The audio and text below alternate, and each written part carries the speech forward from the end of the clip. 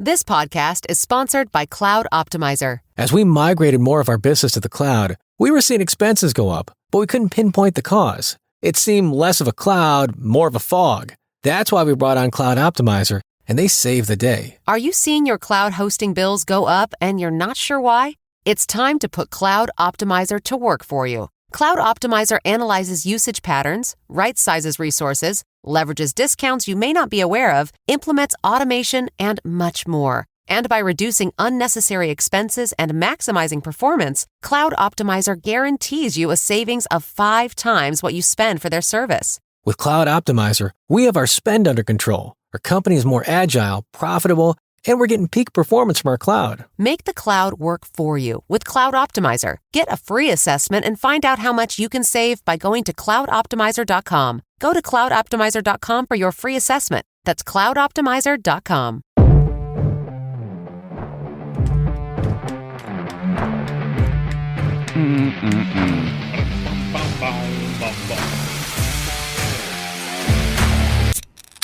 Hello, everybody, and welcome to the AfterBuzz podcast. My name is Nico Adjimian, your host of the AfterBuzz, and of course, with me is the man of the hour, Buzz Adams himself. Buongiorno. Buongiorno. Today's AfterBuzz is going to be a dealer's choice, really, because I have so many items that we can talk about, or I even want to talk about, that it's just too hard to decide. So, I'm going to start off with the topics, okay? Mm-hmm. This first topic is called 32 Better Names for Existing Things. So, sniglets. What's a sniglet? Man, it probably already exists. Yeah, so that was a show called, I think it was called Not Necessarily the News, and comedian Rich Hall, before he was on Saturday Night Live, had a segment called Sniglets, where he came up with names for things that didn't have names. Okay. That's interesting. These are new names for things that already exist. And that's kind of what sniglets were, too. Yeah, okay. It sounds... Oh, yeah, he had a series of books that came out. He probably made a mint off of it. It sounds kind of racist.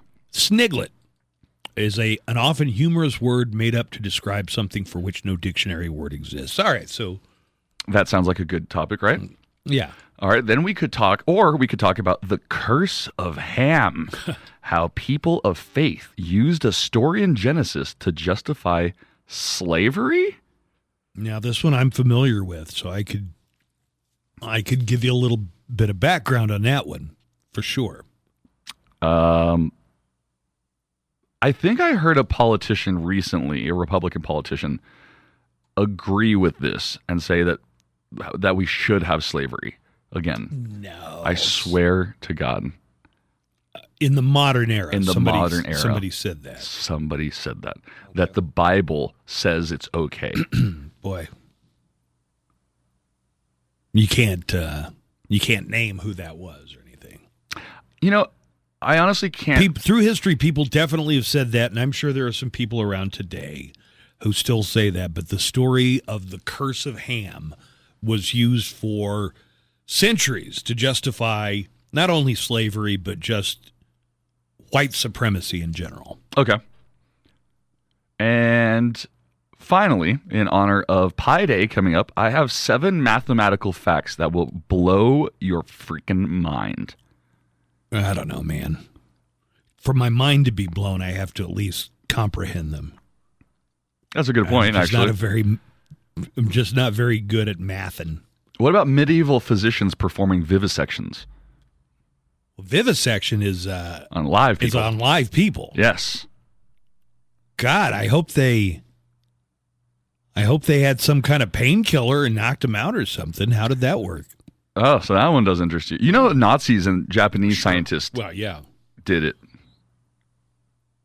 I think there was God, what was the name of it? In Japan, they had a medical research facility called Unit 731 or something.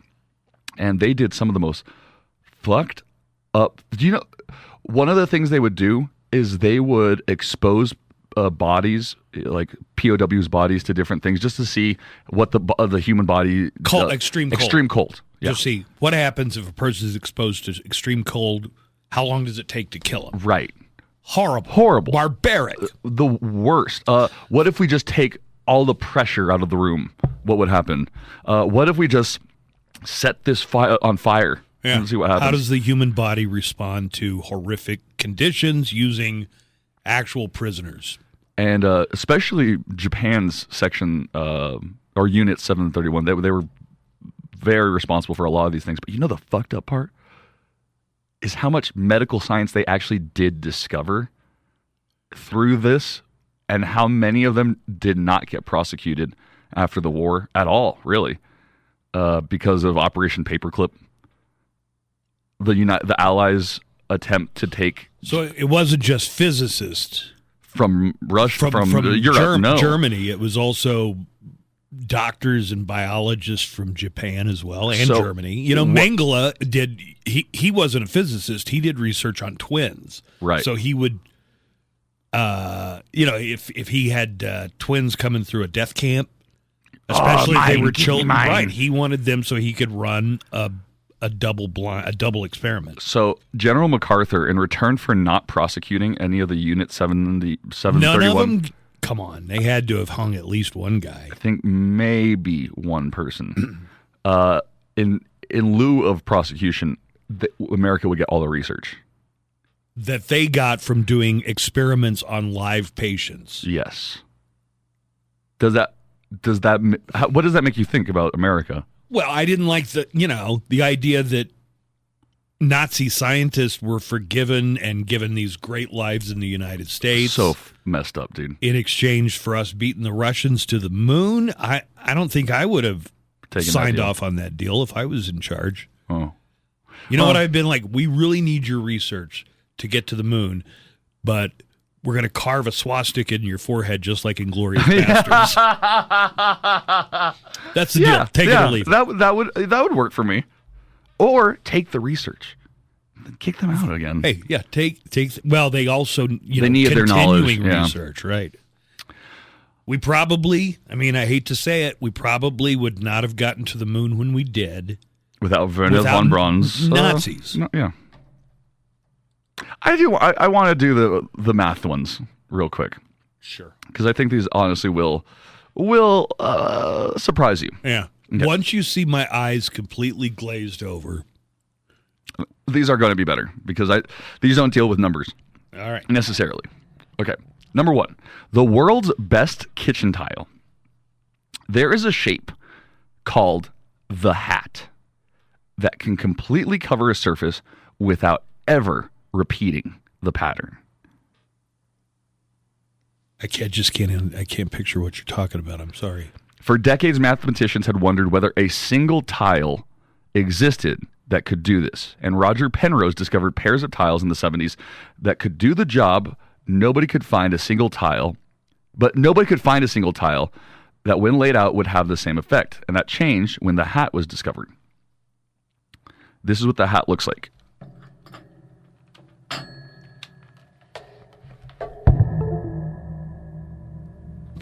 Wow. I don't know that I could care less about a thing that I care about. It's math. So you're going to have to get through it. All right. And next up, why we're so unique.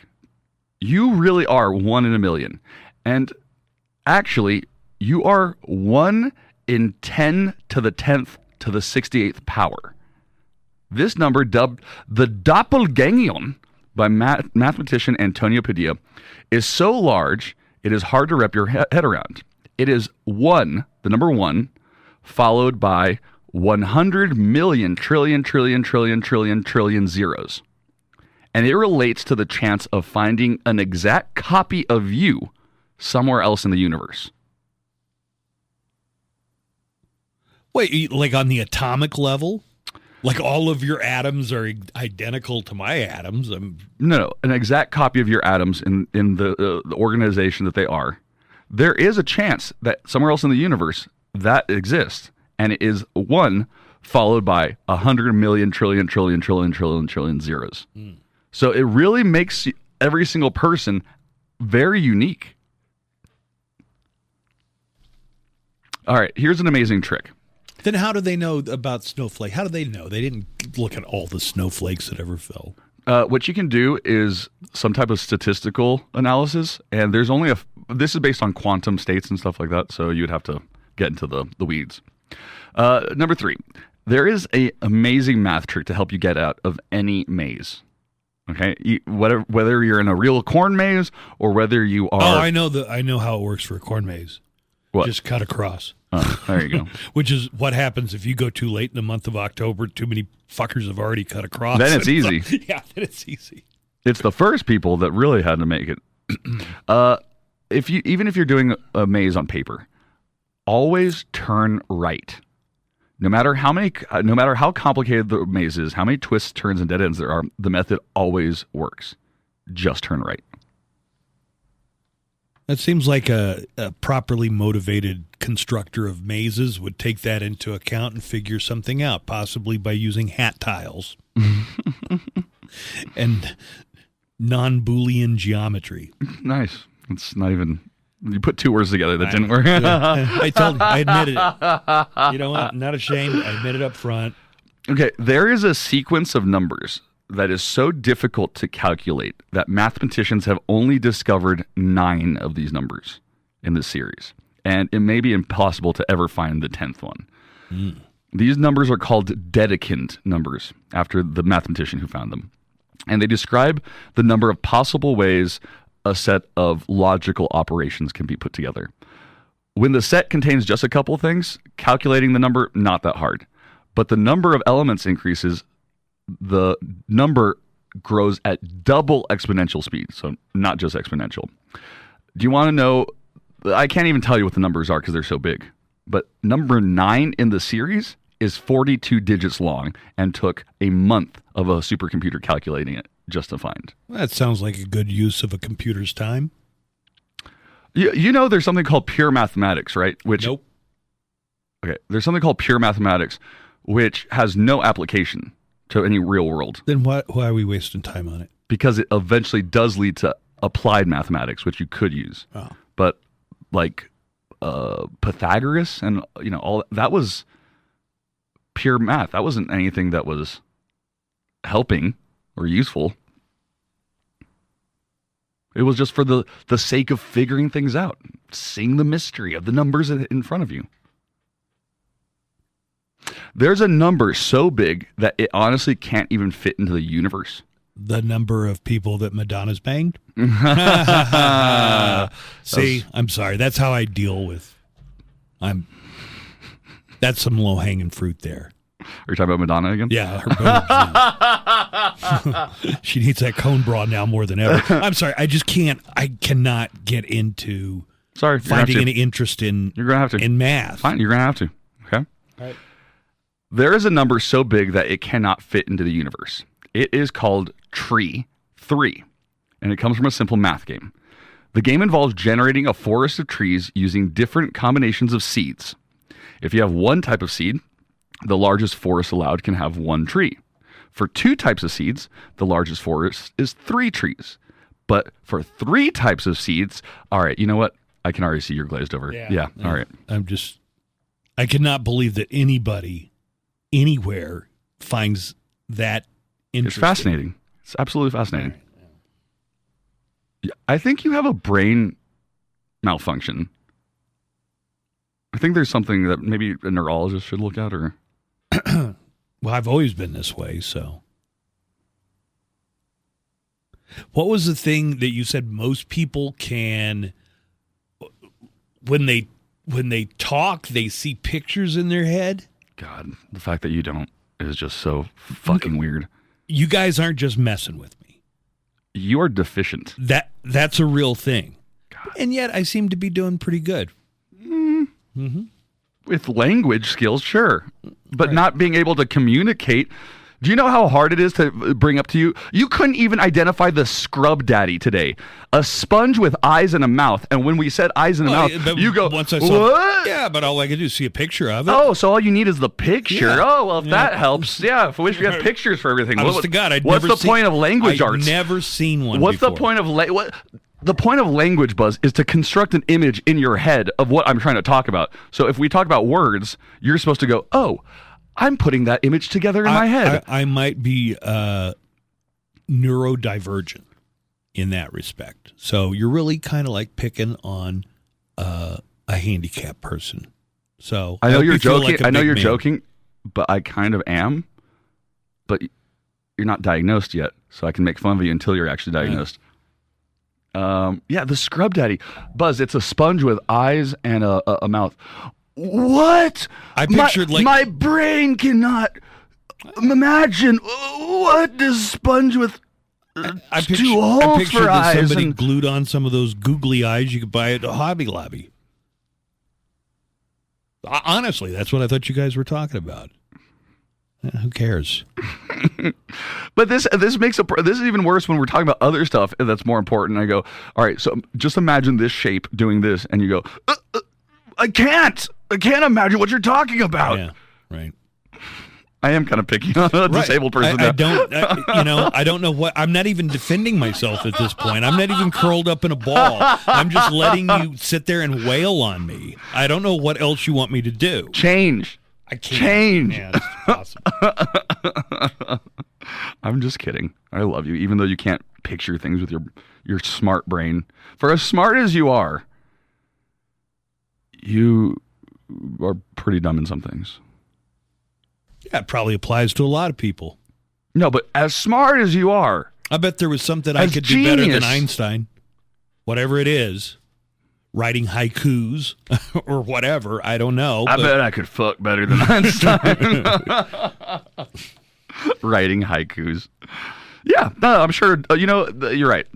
Einstein was actually deficient in a lot of ways. The only reason he banged his cousin and actually moved in with her is because he just wanted somebody to take care of him. You know, the character Sherlock Holmes, there's a part in one of the stories, could have been Hound of the Baskervilles, I'm not sure, where Sherlock Holmes, who observes all this stuff and can identify things by the smell, and he's just got these powers of observation, did not know that the Earth revolves around the sun, because he said, what use would that ever be to unuseful me? Knowledge. And then Watson goes, incorporated it into the one with Benedict Cumberbatch. Holmes, that's a simple knowledge that everybody must have.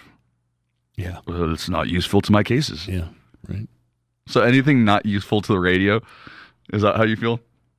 No, there's just some things I'm interested in, and other things that I just can't grasp, can't get a handle on it. All right. I don't know how this all became about me.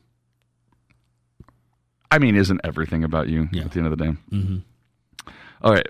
Better names for existing things. Number 1, a peacock. I don't know. Disco chicken. Yeah. Why don't you give me the better name, and I'll try and identify what the actual... Disco chicken. Yeah. Yeah, that's a peacock. Yeah. Prison donkey. Prison donkey? I don't know. Oh, zebra. Yeah. There you go. You got to think about it a little bit. Yeah. All right. This is going good. That's good. Yeah, prisoners haven't worn striped uniforms since like the 30s. Hedgehog. Wait. Oh, no. God damn it. See? I'm sorry. Ron Jeremy. Ouch mouse. Porcupine. Yeah. Porcupine. Is that right? Yeah. I think a porcupine is considerably larger than a mouse. Ouch mouse. Or guinea pig. Wait, which one? Not guinea pig. It has to be porcupine. Has to be porcupine. What am I thinking? Yeah, guinea pigs don't make you say ouch unless they bite you or scratch you. Baby bats. What am I doing? You're doing it backwards, aren't you? Sky puppies. Okay, fine. Baby, I'm going to say baby bats. Yeah, I didn't. Okay, sorry. Why don't you quit messing up? Battle unicorn. A rhino. Yeah. Yeah. I see this I can grasp. Okay. Okay, this is an object, not an animal. Holy boly. You would find in the kitchen. A strainer? Yeah. Okay. The pantless thunder goose or the speed turkey. Pantless thunder goose or the speed turkey? Now I'm drawing a blank on that one. Ostrich. Pantless thunder goose. Yeah, ostrich is much larger than either one of those species that you just mentioned, so it's really not evocative. See, this whole imagery thing. Yeah. Lego finders. You should be familiar with this feet. one. Lego detectors. I never had a single Lego in my entire childhood. They existed, but we never had them. You know what we had?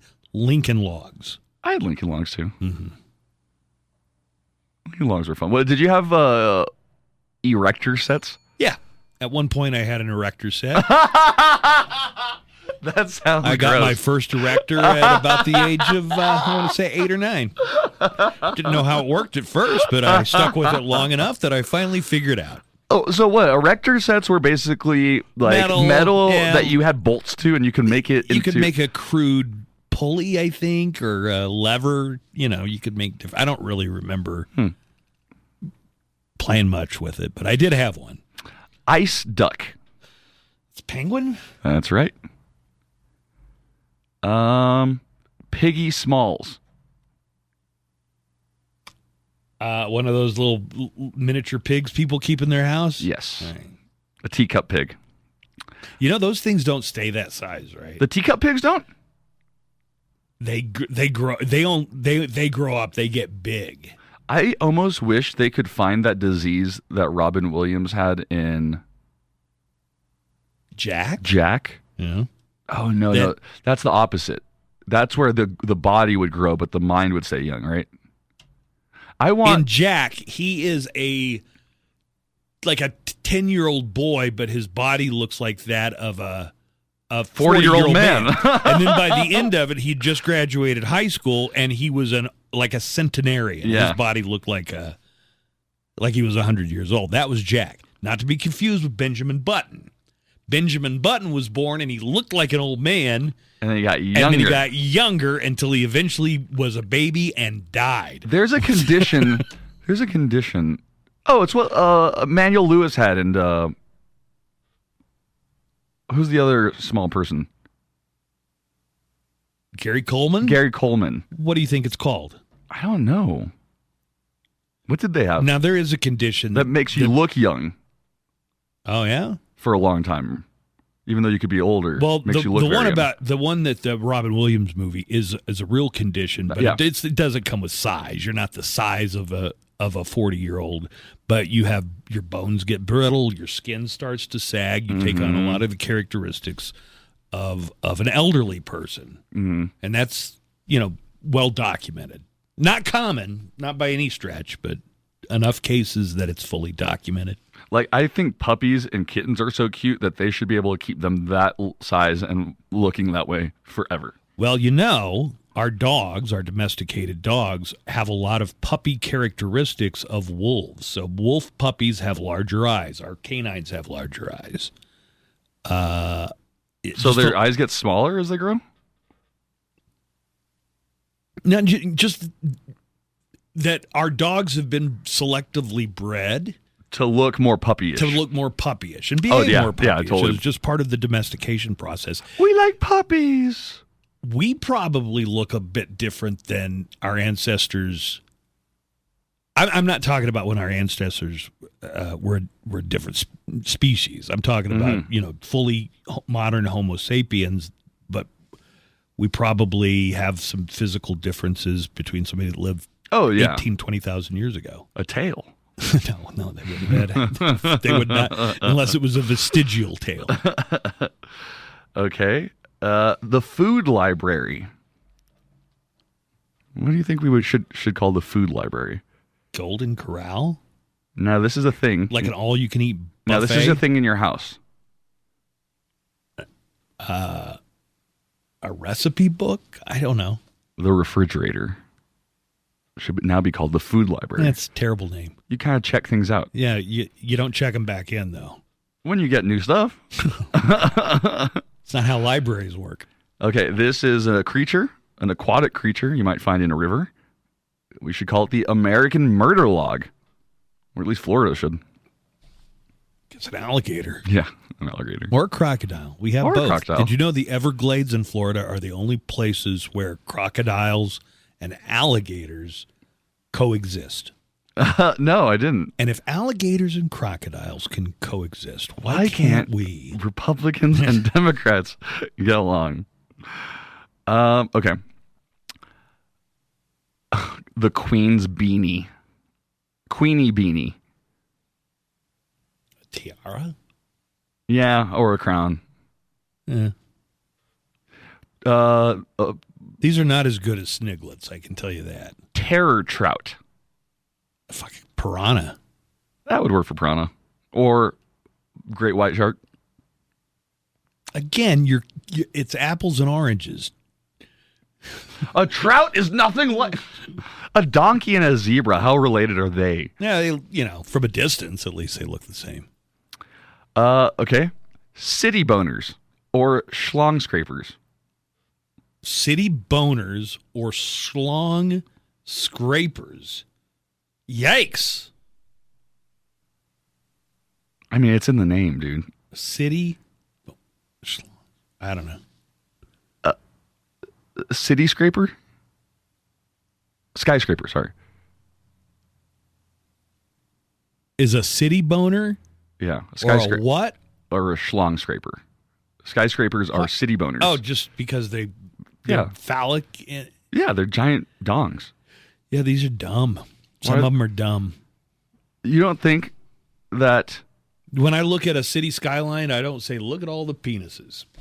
Oh, yeah. Do you? Oh, there was an entire episode of How I Met Your Mother where Ted, who is an architect, gets into a fight with his boss, Bryan Cranston, about the building they're making, and just because it is completely phallic shaped. I should not have tried to eat a bite of burrito. Yeah, what are you doing? What are you doing? It's just so delicious, and I know it's getting cold. Noisy ball sacks.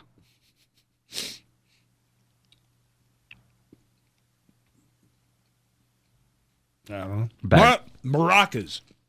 That would work too. Bagpipes. I thought bagpipes, but I didn't say it. You should have said it. What? Noisy what? Ball sacks. Why ball sacks? Do they have balls inside them? They kind of look like balls. Do they? Kind of. What's this one? Shame squares. Veils.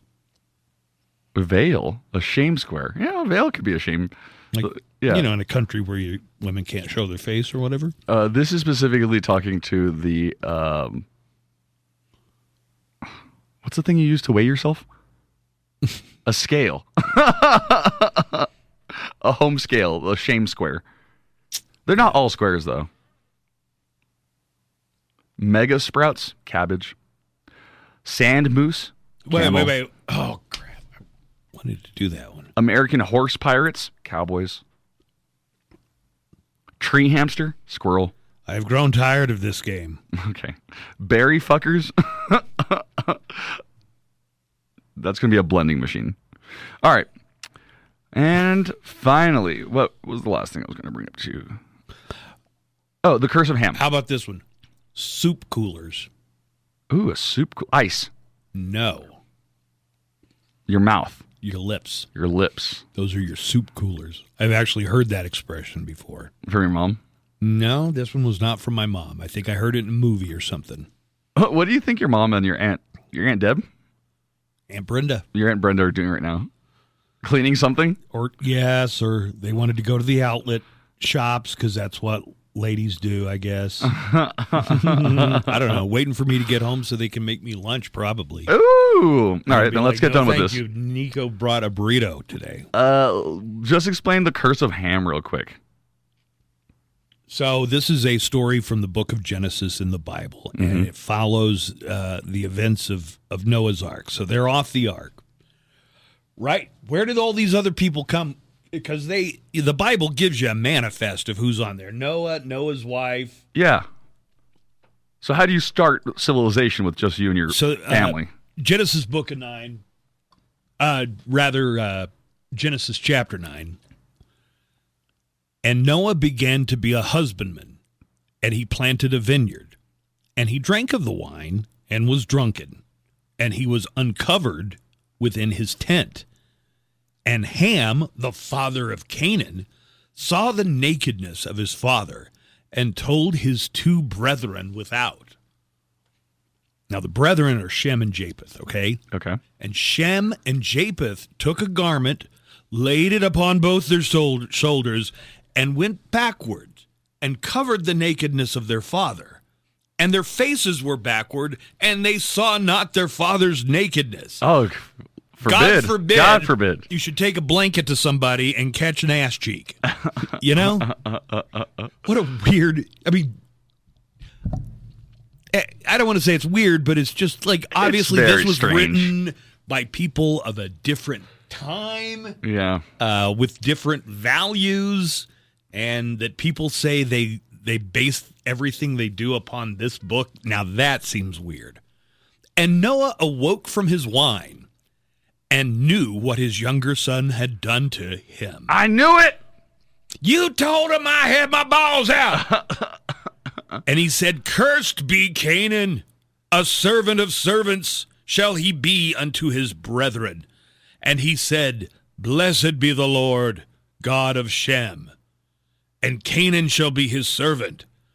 God shall enlarge Japheth, and he shall dwell in the tents of Shem, and Canaan shall be his servant. Okay, so Noah was a huge dick to one of his sons because his son caught him naked, and he cursed him? Accidentally saw him naked and then went and told him, his brothers, Dad's in there naked.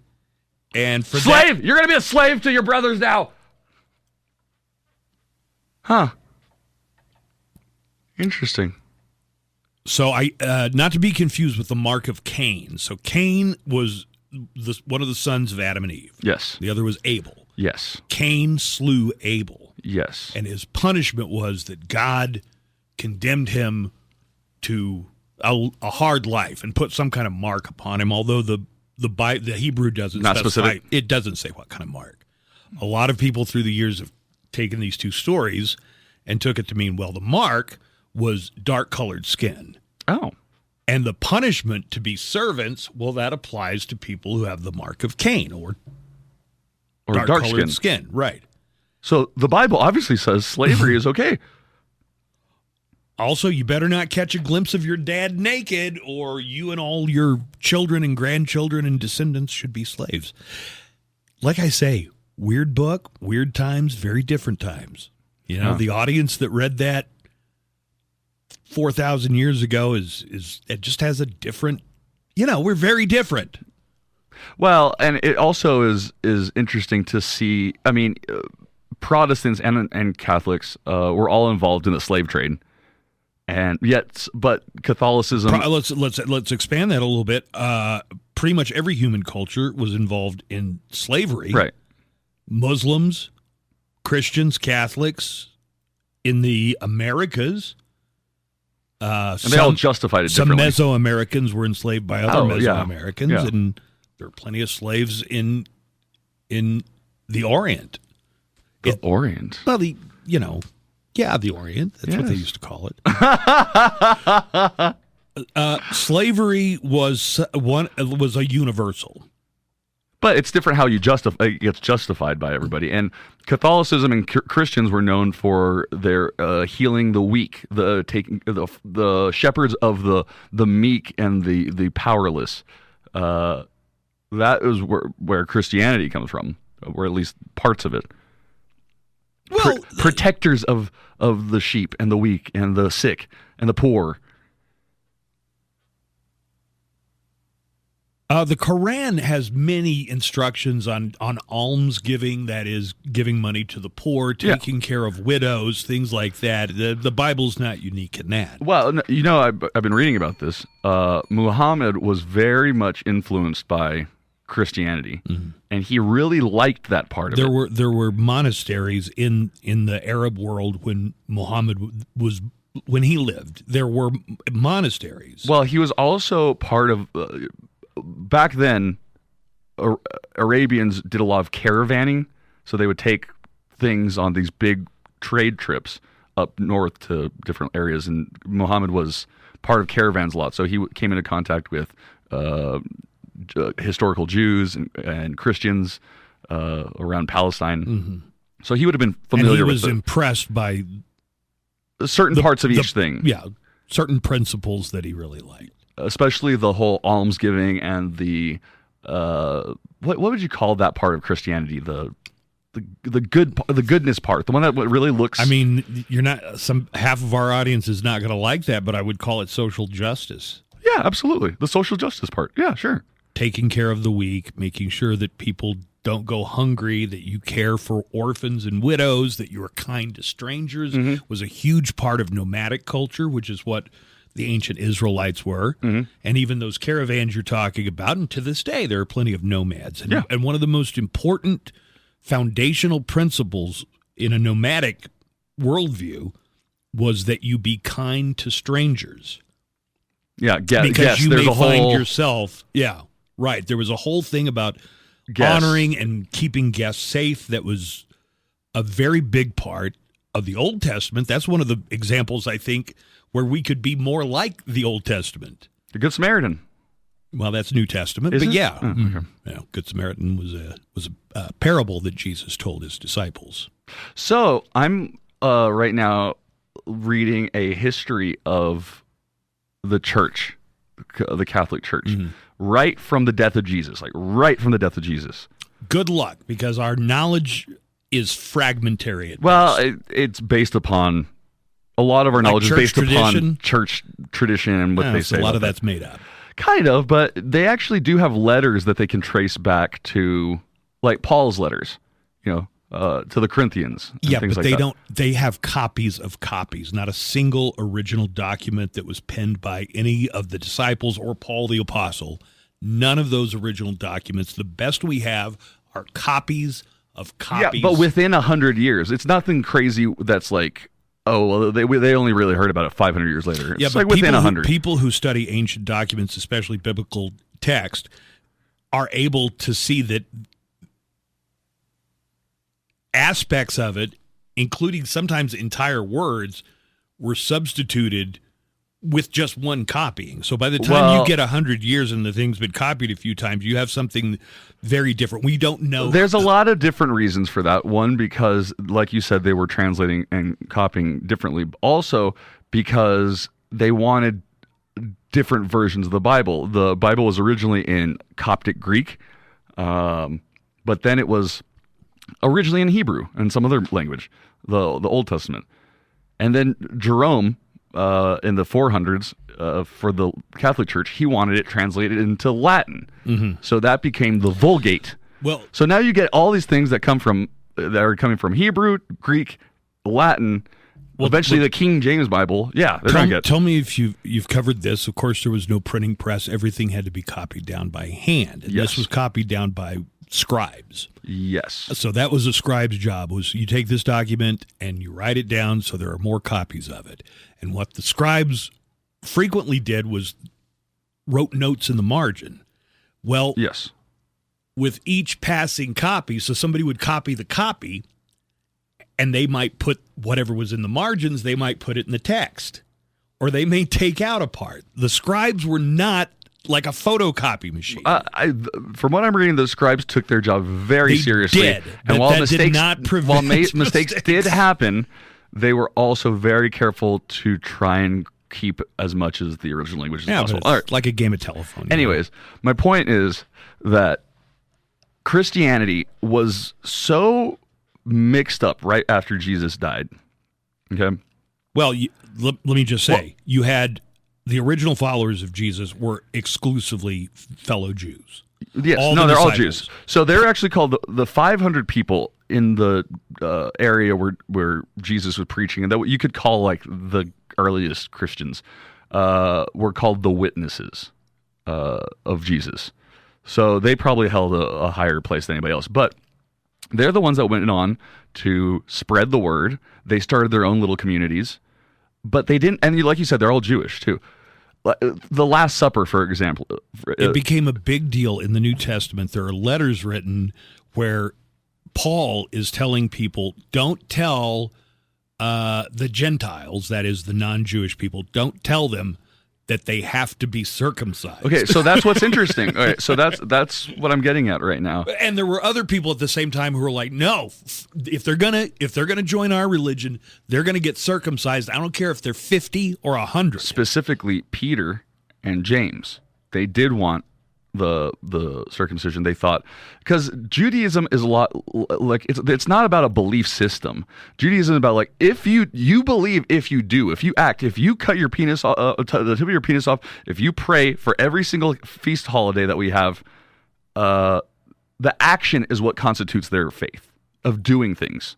Which group are you talking about? Jewish people. Okay, so the reading of the Torah, the studying of it, it's important that you're born into the religion as well. Absolutely. But although there were converts in the... But it's not about just believing in a text or a set of ideas. There was a much more practiced type. The Last Supper, did you know the Last Supper was probably a Passover dinner? It was definitely a Passover Seder. Yeah, it was Passover. Yeah. It says that explicitly, yeah. Oh, they do? Say it in the Bible? Mm-hmm. Oh. Sure was. So they start all these different communities up. That's why they don't have like a big ham out there on the table in the painting by Da Vinci. So one of the first controversies... Or Michelangelo. Da Vinci. Yeah, Da Vinci, of course. Well, multiple people have done the Last Supper. Yeah, but the famous one. Anyways, the first big issue that came up was Paul saying, I don't think... you need to be Jewish to be part of the Christian religion. You can go right to being a Christian without and you becoming don't have Jewish. You don't and have that to. That was a schism. Yeah, in the early church, because Peter and James did think that, and Peter wasn't his real name, or he was called something else. Simon. Suffices. Simon. Cephas. Thank you. He did agree. They're like, well, this is what we've been doing for the rest of past time, so this is how we think it should go. It's like any fan base. You had this hardcore group, and some of them only wanted to keep it among the hardcore group. Yes. And then you've got, and this goes for anything that has a fan base, then you've got people who want to win converts and bring more people in. So you had various schisms between those two competing viewpoints. But it's fascinating to know that what we believe in right now, what we're talking about, the crises and the arguments that they were having at the time, so different. Yeah, probably not even. They were not arguing about the things that we would assume you would argue about if you got in a religious argument. Right, it's just such a different worldview. Like I say, then the next biggest thing that comes up is the schism of East and West, and they go, okay. If Jesus is God, but God is eternal, and Jesus is eternal, he had a beginning, he was born. So he can't be God if he was created. Well, I can tell you in the Protestant tradition, Christ always existed. Well, it's the same tradition as the Catholic tradition. No, I'm talking about what developed early on was Arianism, and this is what Eastern Greek Orthodox and Russian Orthodox and the Eastern Orthodox believe. I'll be upfront, I do not know as much about those Christian traditions as I do Catholicism. So the big separation between them was that one group said, no, Jesus was a very important person, but he probably wasn't God. Heresy. Well, if you ran across another kind of Christian, well, that's the crazy thing, is that before a central Bible, there was just like pamphlets and leaflets of different papers that had gone around of saying, "Oh, this is what this person said. Check out this copy. This is what this person said from James." So they're all reading, and they're all kind of preaching different things at these different churches all across the medieval world at the time. And this priest named Arius from Alexandria, he starts to really say no. Jesus was subservient to the Father, the Lord, while you had other people in Rome saying no, the exact same status. So you know what they did? Constantine, the emperor at the time, goes, all right, look, guys, I just won a bunch of battles. I've just reunited. the Roman Empire of East and West. I don't have time for your squabble. You guys will figure this out, right? Get your shit together. And so he goes, all right, you can't. Well, we're going to have a council called the Council of Nicaea. The Nicene Council. And very, very famous foundational. Well, the creeds, and I didn't know that. I've been saying the Nicene Creed. How does it go? One Father, Nicene Creed. Do you know the Nicene Creed? I don't know the creed, but I know what the purpose of the council was, or the synod, and that was to establish what the official story is once and for all. I believe in one Trinity, Lord Jesus Christ, the only begotten Son of God. Yeah, there you go. Born of the Father before all ages, God from God.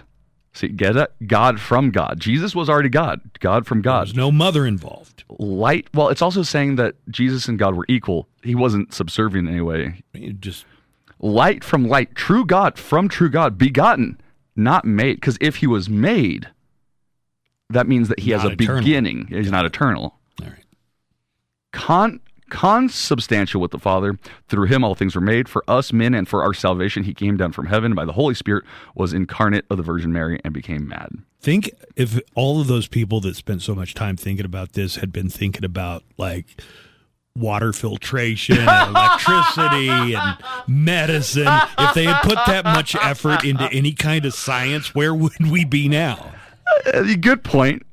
But I will say that the arguing over this kind of stuff is essentially philosophy. But it leads to St. But it's Augustine. also a very petty. I see it as a very petty and a very murderous type of philosophy. So you don't see a difference between God the Son, Jesus the Son versus Jesus the Lord.